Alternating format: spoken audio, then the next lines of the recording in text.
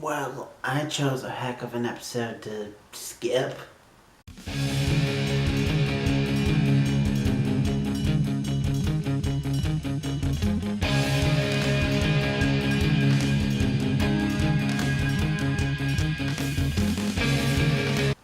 Greetings, geeks and geek girls. It is me. I am back for Doom Patrol. I know, late, but better late than never. I thought it would be okay to supplement that week with the whole, certain movie coming out, In game. Sorry. In War is a Nerf thing.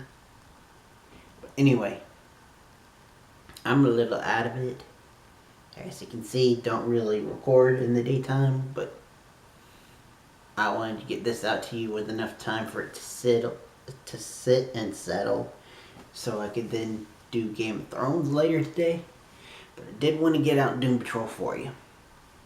So, let's do this. Spoiler alert, if you guys haven't seen the latest Doom Patrol, go watch it, then come back and tell me what you think in the comments down below.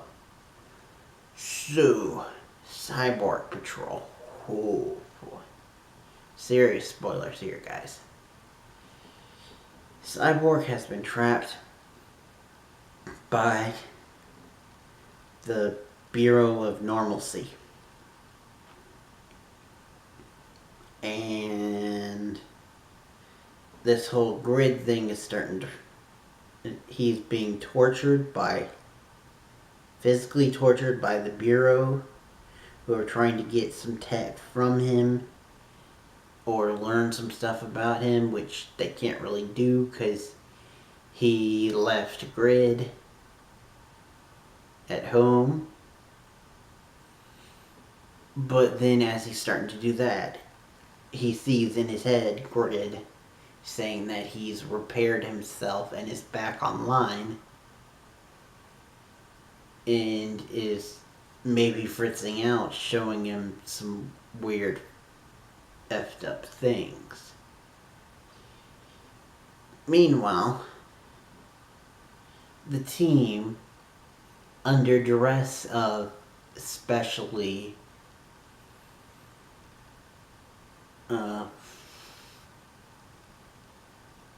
Gertie,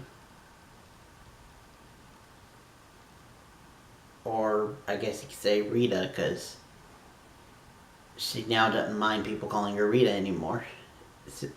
Cliff calls her Rita, Silas calls her Rita, so I'm going to just call her Rita from now on. I thought we were changing it because that's what she wanted, but oh well.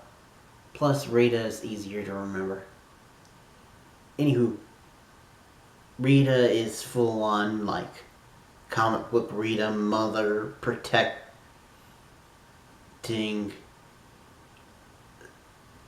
Vic, which is really cool to see. And Jade also stepping up for Cyborg. We really get to see how they feel about Cyborg. And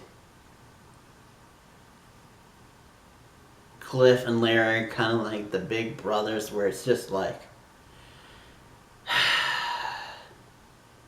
Cliff is the big brother of, well, fine, screw it, gotta go save them. And Larry is like, don't want him to go through what I went through. I went through hell. We gotta help him. Jane's like big sister, where she's just like, let me at him, I'll beat the crap out of him to save Vic. And then we got Rita being the mother. That was really cool to see, but in the end they begrudgingly work with Silas to go and save Vic from the Bureau of Normalcy. They get there, and Silas immediately turns on all of them to get Vic. All of them except for Rita, interestingly enough. And so he's talking to Vic, and he's like, made a plan to get you out of here.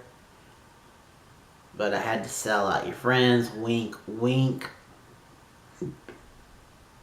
But he's not getting the wink winks. And Grid keeps playing like the mom's death and all in Cyborg's head. So Cyborg is just getting all crazed up. He even sees a scene where where the father says, if he goes full on robot, then so what? And it's Silas in his Vic's cell, and he's starting to get mad at him. And after he sees that last clip, he just goes full on berserker. All the cages are open now because of the negative entity. Which that'll be a lot of cool maybe cameos down the further line and characters come back up. Because there were tons of people. It was like in Cabin in the Woods, the movie, where they just let loose everybody. Including some very xenomorphic, gremlin-like living butts. Yes, you heard me right. But anyway, because if you didn't catch on from the whole wink wink thing, this was all part of Silas's plan, and it was Rita hid inside of Cliff, and then she gets out and saves him.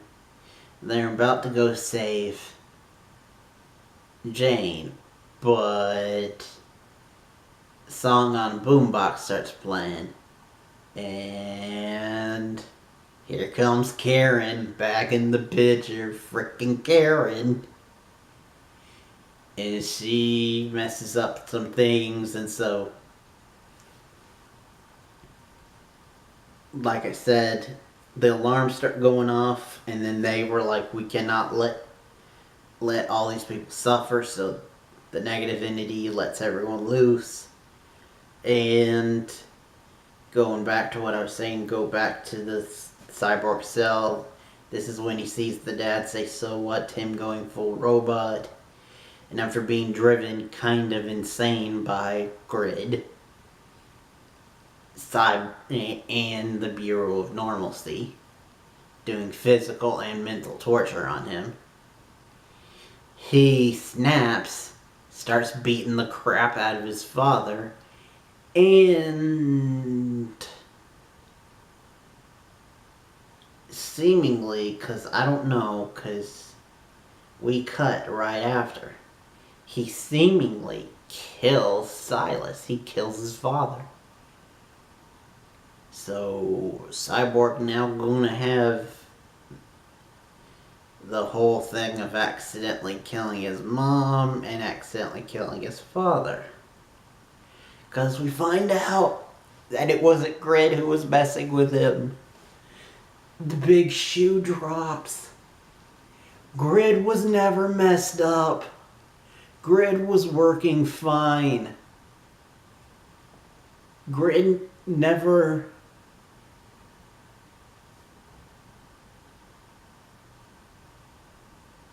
I don't think Grid was ever like messing with him internally.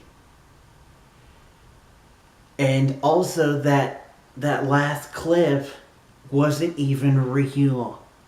This was all Mr. Negative. Vic pissed off Mr. Negative, so Mr. Negative played the long game with the whole Jane photo and pretending to be Grid to fuck with Vic. and to fuck with him so hard that he'd kill his own father. What the f... And this was the episode that I decided, hey, I think I'm gonna skip this week. Bitch, you thought? Oh boy. And so, like I said, our episode goes off with just Vic cradling his father, who might be dead, and then the team just watching. Oh yeah, by the way, Vic had a cellmate next from him who had been locked up since at least the 60s, who is probably Flex Metallo. So that's gonna be cool to see. And there were some other things here and there. The heads of the head general of the Bureau of Normalcy killed himself when he found out his butts were loose. And a lot of the Bureau of Normalcy was taken out by the butts. So there goes my thought that they'd be season 2 villain, because they seemingly were taken out. This show, you just have no fucking clue. But anyway, I really liked the episode. Sorry this is coming to you late again. If this is a little disjointed, sorry, I'm not used to recording this early with not that much sleep. But thank you guys for watching. Next time you see me will hopefully be in a few hours, where we'll be back to our regularly scheduled reviews at nighttime for Game of Thrones. We get to see the fallout of the Battle of Winterfell. But that's it for now. Thank you guys for watching. Till next time and beyond. Seriously, what kind of bad luck did I have?